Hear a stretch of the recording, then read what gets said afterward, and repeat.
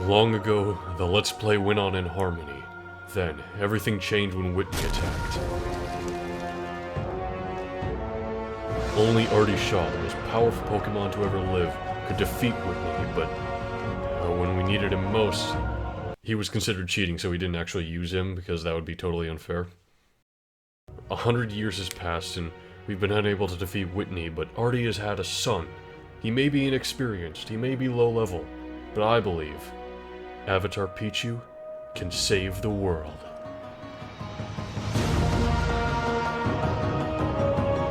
And actually accidentally obtained another egg from Artie and Ditto during that process, so, Avatar Pichu's got a younger sister or brother who will just never be hatched. Kinda strange, but moving on.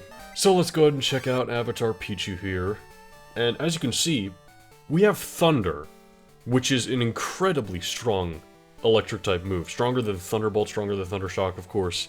Like, it is very strong. The reason we have it with this baby Pokemon is because sometimes breeding a Pokemon is the only way to get certain moves early on.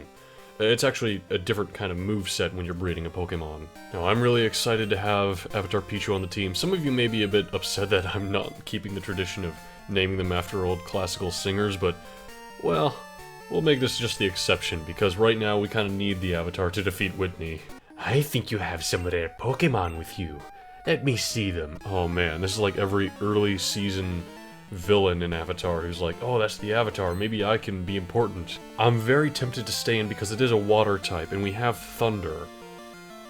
It's also only level 10, which isn't completely outside of our league. But the Avatar is a little weak right now, he needs more training. Screw it, Avatar State, do Thunder.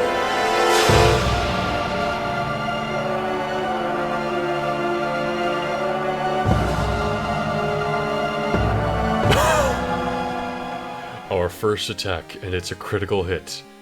Well done, Pichu. Now here's a very, very important point I should note. This generation introduced a lot of new ways you could evolve Pokemon. For example, one of the ways is friendship. A perfect example of this is with Pichu here. Pichu won't actually evolve... Oh my. As I was saying, Pichu won't evolve into Pikachu just when they reach a certain level. They'll reach Pikachu once they reach a certain friendship, and then level up from that point. Looks like we're trying to learn Thunder Wave. That's paralyzing ability, that's kinda neat. It'll help with catching Pokemon, I suppose. Ooh, and I suppose paralyzing will really help in the fight against Whitney. Let's get rid of Thundershock. Here we have this kind of flowery garden shop here. La la la la la, have plenty of water, my lovely. Alright. When I watered that moving tree on Route 36, it jumped. I think it must be a Pokemon, but it would take someone like Whitney, our gym leader, to beat it. So basically they're saying that that weird-looking tree is actually a Pokemon, and the only way we can get past it is with a watering can. They won't give us the watering can until we beat Whitney. Again, we gotta beat Whitney now. But that doesn't mean we shouldn't just explore a bit up ahead to see what we got coming. What route is this, anyway? This is, Route 35, okay. This here is actually a rather infamous Pokemon. This is Meryl. But it was originally called by the fans Peekaboo.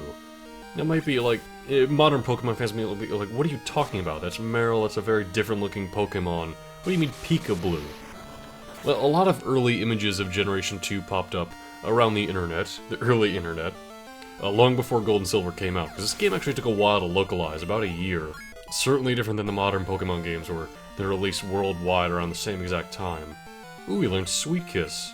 Let's get rid of Tail Whip for that. Anyway, what was I saying? So, Peekaboo. Early images of Meryl showed up, but Meryl's name wasn't really present anywhere. I guess people were like, what is this mysterious new Pokemon? It kinda resembles Pikachu, kinda? I mean, both mouse-like? Maybe it's some kind of secret evolution of Raichu known as Peekaboo. Granted, there was Pichu, who was added to the Pikachu line. But no, Meryl's not related in any way. In fact, a lot of early Pokemon designs were floating around the internet back then, so I really don't know how that whole misconception completely started. That's another one of those things in line with, you know, a lot of the elements in the original Pokemon game were very mysterious, and the internet was very primitive, so a lot of things popped up like finding Mew under the truck, even though that wasn't real. Finding Yoshi, even though that wasn't real. All of that stuff just stemmed from people's curiosity and interest in the game, really. Let's go for Thunder and hope we land. We did not land. Although Leech Life, that won't be a big deal. The one thing that is nice, a lot of the trainers on the normal routes are very underleveled, which is quite a stark contrast to, you know, a Whitney being incredibly powerful. But with a lot of these trainers, it allows us to build up our newly breeded Pokemon, which makes sense. You would want to be able to do that. Otherwise, it would be primarily switch training, but here we actually have a chance to use them a bit. Oh man, Liz, stop calling me. Okay, I was praising them having low-level Pokemon to kind of ease us into this baby Pokemon thing, but this is literally a level 2 Voltorb. That's a little much. I don't quite know the exact accuracy of Sweet Kiss versus Supersonic, but it seems to be very useful. Like, it is landing pretty much every time so far. Again, just looking at these sprites, they look so much better. I mean, look at Tangela, look at the color, the personality. I just love the sprites of this game, especially compared to the first one. A lot of the sprites in the Game Boy Advance and the DS era look good too, but they look pretty basic, like something you would expect. These seem to have a bit more style to them. You know, the Pokemon stand out amongst the white background they're in here. Okay, here's where the strange Pokemon tree is, so we can't continue past that point. Is there anywhere else we can go before we're trapped? Oh, okay, this is the bug catching contest. Now this is a fun little extra area in the game where basically there are these patches of grass all about, all with bugs in them. You catch a bug Pokemon, you do an event, and if you happen to get the best bug Pokemon, depending on the judge's rating, then you win a reward, and you get to keep the Pokemon you catch, so it's just kind of a neat thing. Oh, what do you know, this guy's got a Raichu. How about that? You know there's the whole part in the anime where Pikachu beats a Raichu? But how much better would it be if Pichu beat a Raichu? Oh, it has quick attack. Never mind. So much for the XP from this last trainer here on the route. Or the park. We hold contests regularly in the park. You should give it a shot. Well, I guess they're just not doing it now. Or maybe it says in this sign here. The bug catching contest is held on Tuesday, Thursday, and Saturday. Not only do you earn a prize just for participating, you also get to keep a bug Pokemon that you catch. Okay, yeah, so there's the gist of it. I mean, tomorrow is Saturday. So I could record again tomorrow and... but then again, I gotta go out of town tomorrow, so I don't know that I have the time for it. But, you know, just know that there's a little event there. Maybe I'll get around to showing it off at some point, but right now we just gotta carry on.